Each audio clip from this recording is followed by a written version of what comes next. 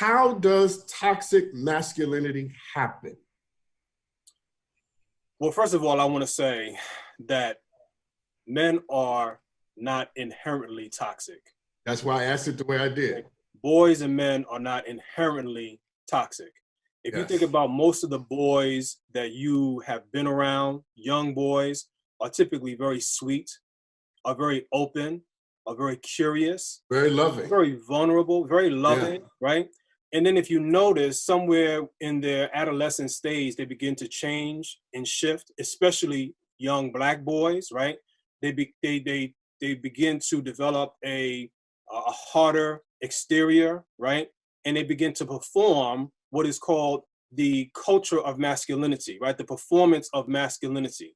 Now, I want to be clear in saying that this does not happen with all boys, right? I don't want to make a huge sweeping generalization, but I will say that for many boys, including myself at one point in life, I bought into this idea that was sort of heaped upon me, that in order for me to have any sort of masculine credibility or respect around my male peers, around my male friends, around my coaches, around my uncles, that I had to live up to an exaggerated sense of masculinity. And that's what toxic masculinity really is.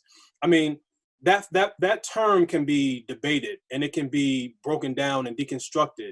But at the end of the day, you know, what toxic masculinity looks like is someone who always feels the need to wear their manhood on their sleeve in an exaggerated sense, right?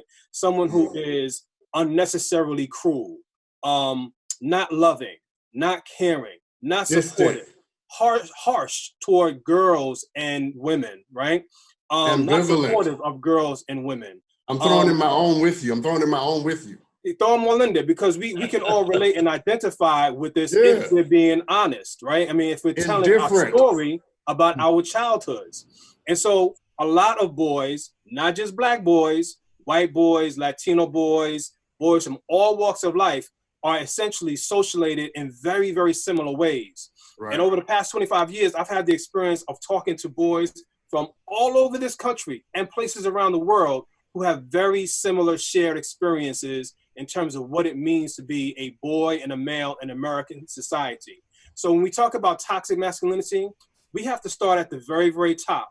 Who is it that we know and see on a daily basis who exemplifies this toxic masculinity, this very hyper accentuated, exaggerated form of manhood, right?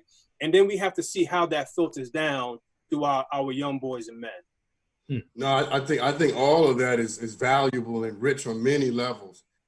First, thank you for that, because I think it's important that we get the terms at least identified in the right way.